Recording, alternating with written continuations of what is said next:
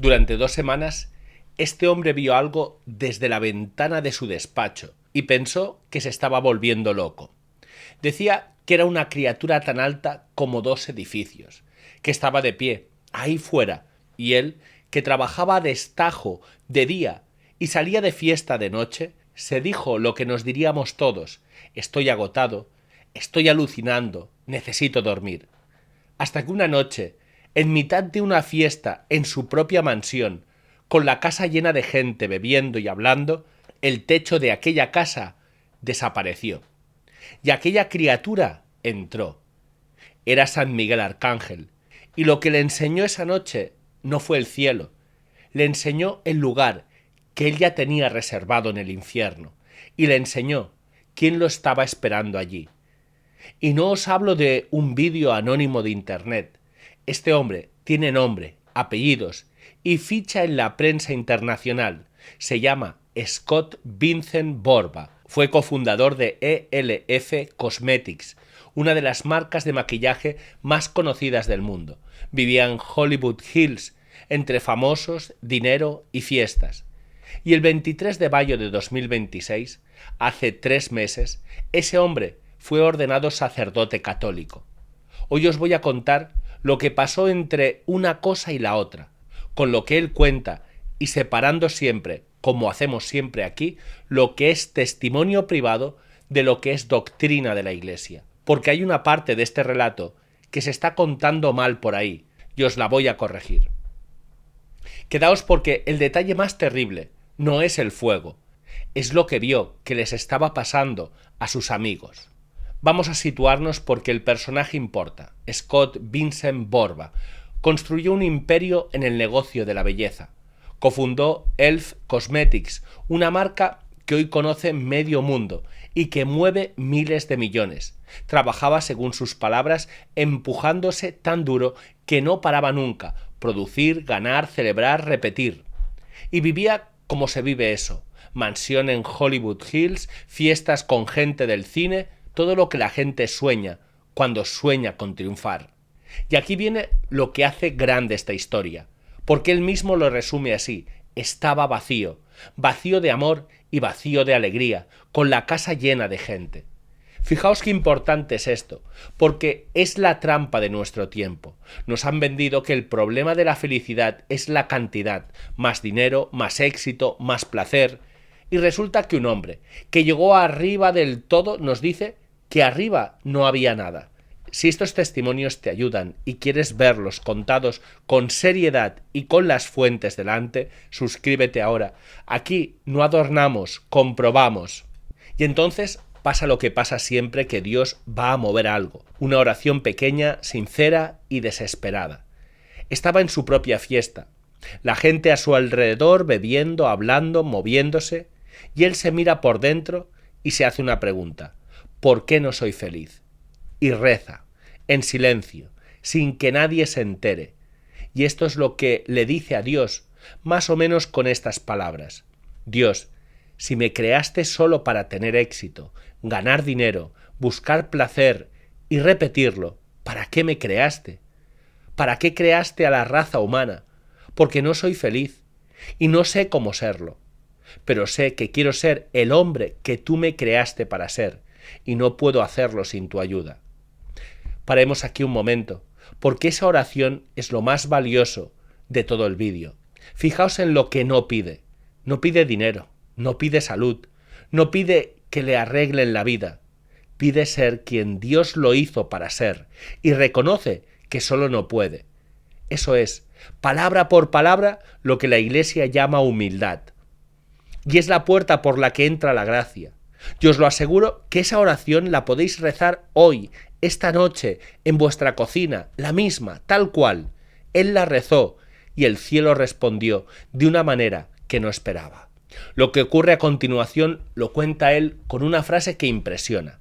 De repente, todo el techo de su casa desapareció, se evaporó, y lo que vio encima no era el cielo de los ángeles, era, dice, la eternidad, eternidad sobre eternidad, y por el lado, entrando en su campo de visión, aquella criatura que llevaba 2 semanas viendo desde la ventana, San Miguel Arcángel. Y aquí un detalle que a mí me parece de los más impactantes de todo el relato. El tiempo se detuvo. Todo lo que había a su alrededor se paró. La música, la gente, las copas, y solo él seguía consciente, despierto, funcionando, como si aquel ángel tuviera poder sobre la materia y sobre los elementos. Y lo tenía, porque se lo había dado Dios. Y aprovecho para decir una cosa que hay que decir bien, porque la he visto contada mal. San Miguel no es el príncipe de este mundo. Ese título en el Evangelio de San Juan es del demonio. San Miguel es otra cosa, es el príncipe de la milicia celestial y el protector de la Iglesia universal, el que se enfrentó a Lucifer y lo derribó. Que quede claro, porque no es un detalle menor. Y entonces llega lo que él llama una iluminación de la conciencia. San Miguel le concede ver su propia alma, ver de verdad cómo estaba. Y lo que ve es esto, que ya tenía un sitio ocupado en el infierno, no un riesgo, no una posibilidad lejana, un lugar suyo esperándole. Y no estaba vacío alrededor. Vio también a los demonios que ya estaban allí, dice él, listos para recibirlo el día que llegara. Y él insiste mucho en un punto, porque el entrevistador se lo pregunta directamente, ¿no sería que estabas bebido o alucinando? Y su respuesta es tajante, no estaba bebiendo, no había nada químico de por medio, y aquello, dice, era más real que él mismo, estaba allí, físicamente, y llegó a pensar que se moriría del horror de lo que estaba viendo. Dejadme que os pregunte una cosa y pensadla en serio. Si esta noche te concedieran a ti ver tu alma tal y como es, sin filtros, sin excusas y sin comparaciones con nadie, ¿qué verías? Porque el infierno no es un cuento para asustar a niños, es doctrina de la Iglesia. Y ahora mismo os voy a decir exactamente qué enseña la Iglesia y qué es solo testimonio de este hombre. Pero antes tengo que contaros el detalle más terrible de todos. Porque lo peor que vio no fue el fuego, ni los demonios, ni siquiera su propio sitio. Lo peor que vio fue la gente que tenía alrededor, los de la fiesta, los amigos, los que estaban a 2 metros de él con una copa en la mano. Y lo que vio de ellos es esto. Y escuchadlo bien porque no se os va a olvidar en mucho tiempo. Estaban atormentados por los mismos placeres que habían amado. Cada placer desordenado que habían buscado se había convertido exactamente ese en el instrumento de su tormento, para siempre. Pensadlo, no hay un castigo aparte, traído de fuera, ajeno a la persona. El pecado se convierte en el castigo. Aquello a lo que te entregaste es aquello que te devora. Lo que perseguiste con ansia es lo que te persigue a ti eternamente. Y esto, atención, no es una ocurrencia suya, es una idea profundamente católica y muy antigua. Es lo que la Escritura da a entender cuando dice que cada uno es esclavo de aquello que lo domina. Es lo que la Iglesia enseña cuando explica que el infierno consiste ante todo en la separación definitiva y voluntaria de Dios. El alma se queda para siempre con lo que eligió en lugar de Dios y descubre que eso no puede llenarla, ni saciarla, ni soltarla. Por eso, ese hombre dice que quería morirse allí mismo, que solo pudo sostenerse, y esto es precioso, por la fuerza de la mano de San José, que dice que lo mantuvo consciente cuando ya no podía más. San José, el custodio, el patrono de la buena muerte, ahí estaba, sujetándolo. Y aún hay más, porque San Miguel le enseñó otra cosa, cómo sus decisiones estaban afectando al mundo real en el que vivía. Dice que descubrió que caminaba por la vida como un zombi, que su pecado era tan grande que le había oscurecido la inteligencia hasta el punto de no percibir bien la realidad, y él mismo lo relaciona con Santo Tomás de Aquino.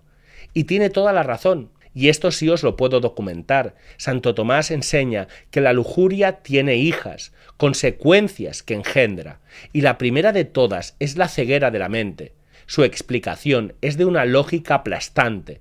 Cuando las potencias inferiores se disparan detrás del placer, las potencias superiores, el entendimiento y la voluntad, se quedan impedidas y desordenadas.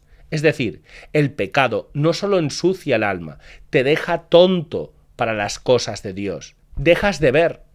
Y luego lo otro, lo que a mí más me impresiona, descubrió que con su forma de vivir había abierto puertas, literalmente, que cada decisión gravemente desordenada era una puerta abierta por la que entraba el mal a su casa y a su vida. Y él dice una frase tremenda: no sabía que uno abre esos portales cuando hace el mal. Y entonces San Miguel usó el ala.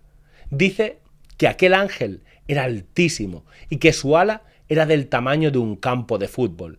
La movió una vez sobre la casa y todos aquellos demonios salieron como un tornado, hacia arriba de golpe, y la casa se quedó en paz. Él dice que notó volver la luz y que lo único que le salía de la boca era: ¿qué he hecho? ¿Qué he hecho? Ahora paro, porque aquí es donde se distingue un canal serio de uno que solo quiere asustaros. Vamos a separar las cosas. Todo lo que os he contado es una revelación privada. ¿Qué significa eso? Que la Iglesia no obliga a nadie a creerlo, ni a él, ni a ningún vidente, ni a ningún místico. Podéis creerlo o no creerlo, y seguir siendo perfectamente católicos. Yo os lo cuento porque es coherente, porque el hombre ha entregado su vida entera detrás de eso, y eso, en cristiano, se llama fruto. Pero no os lo vendo como dogma, nunca. Y ahora lo que sí es doctrina de la Iglesia, y esto no es opinable. 1. El infierno existe y es eterno. Lo enseña el Catecismo en los números 1033 al 1037. No es una metáfora ni un estado de ánimo.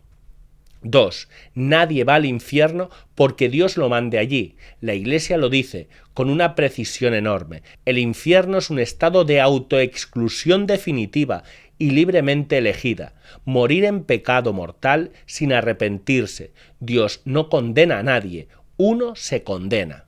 3. Y esto conecta con lo que él vio.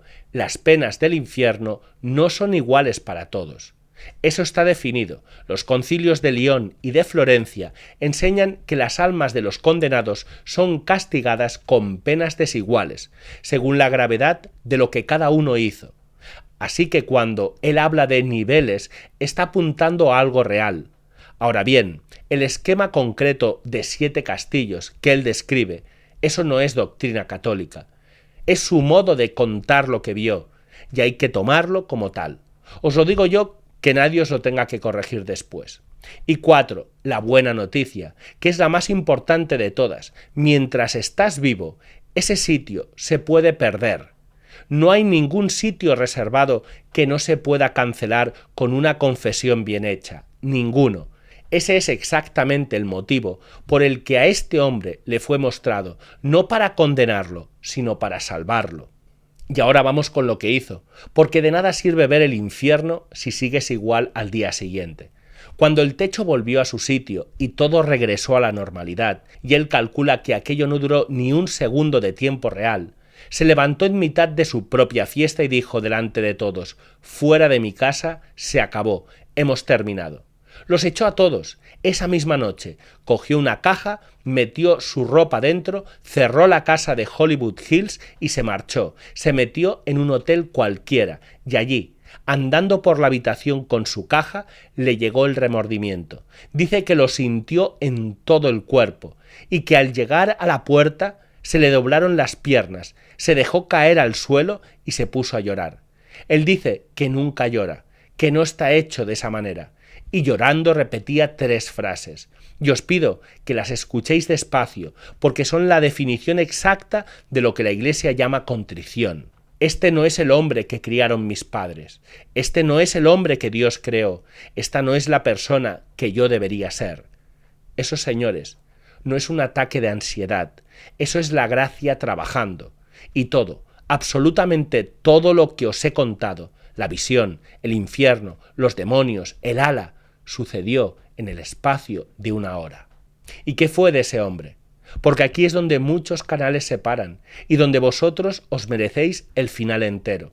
Scott Vincent Borba dejó el negocio, donó su fortuna, renunció a la mansión, al nombre, a la identidad pública que se había construido durante toda su vida adulta. entró en el seminario con más de 40 años, entre la incomprensión de casi todo su entorno, y el 23 de mayo de 2026, en Visalia, California, fue ordenado sacerdote católico por la diócesis de Fresno. El hombre que aquella noche vio el lugar que tenía reservado en el infierno, hoy sube al altar y perdona pecados en nombre de Cristo. Y esto no os lo cuento como una historia bonita de internet. Lo han publicado Univisión, Telemundo, La Nación, Yahoo Noticias y las agencias católicas. Es un hecho comprobable con fecha y diócesis. Fijaos en la ironía más hermosa de todo esto. Un hombre que se dedicaba a embellecer los rostros por fuera, acabó dedicando su vida entera a limpiar las almas por dentro. Dios escribe derecho y escribe con gracia. Y ahora lo que quiero que os llevéis a casa, que no es el miedo. Este hombre no se salvó porque viera el infierno, se salvó porque rezó una oración humilde y luego obedeció. El ver fue un regalo, lo decisivo fue el se acabó. Así que os propongo dos cosas muy concretas para esta semana. La primera, rezad su oración, tal cual. Señor, quiero ser el hombre o la mujer que tú creaste para ser. Y no puedo sin tu ayuda. No hace falta más. Y la segunda, id a confesaros. No el mes que viene, esta semana. Porque el mensaje central de este testimonio no es que haya un sitio reservado, es que mientras estás vivo, ese sitio se puede cancelar. Y se cancela de rodillas, en un confesionario, en 5 minutos. Y si tenéis alguna de esas puertas abiertas de las que él hablaba, y creo que todos sabemos cuál es la nuestra, cerradla hoy. Con la confesión, con el rosario, con San Miguel y con San José, que fue quien lo sostuvo cuando ya no podía más. Y hablando de puertas que se abren, hay una que siempre conviene tener abierta, y es la de la caridad. Porque el mismo Cristo que perdona en el confesionario es el que está escondido, en el que hoy no tiene que comer. Y empiezo por daros una alegría, porque es vuestra, no mía. ¿Os acordáis de las 3 neveras industriales que os pedimos para el banco de alimentos y los 3 congeladores de la Asociación Familia de San José? Pues ya están conseguidos y comprados. Los 3. Gracias a vosotros, de verdad, gracias. Y ahora viene lo siguiente, que se entiende solo. Esas neveras, esos congeladores, hay que llenarlos. Por eso la campaña de ahora es para reunir donativos y poder comprar alimentos cada semana para las familias que atendemos, porque una nevera vacía no da de comer a nadie. Podéis ayudar con lo que podáis, la cantidad que sea de corazón. Toda la información y los enlaces para poder donar en la descripción y en el comentario fijado. Y si ahora mismo no podéis dar nada, rezad por esta obra. Eso también ayuda y mucho. Que Dios os lo pague. Yo recuerdo lo más importante que hacemos en este canal. Todos los días rezamos juntos el Santo Rosario en directo. Todos, sin faltar uno. El enlace para entrar al rosario lo compartimos cada día en nuestro canal de WhatsApp. Yo os dejo en la descripción de este vídeo el enlace para uniros a ese canal. Entráis allí y desde ahí accedéis cada día al rosario. Si hay una manera de cerrar puertas al enemigo, es esa. Y si este vídeo te ha removido por dentro, dale like, que así YouTube se lo lleva a alguien que hoy lo necesita. Suscríbete y activa la campana y déjame en los comentarios la pregunta del día. ¿Qué puerta crees que tienes abierta en tu casa sin saberlo? Leo todo lo que escribís. Que Dios os bendiga, que San Miguel os defienda y hasta el próximo vídeo.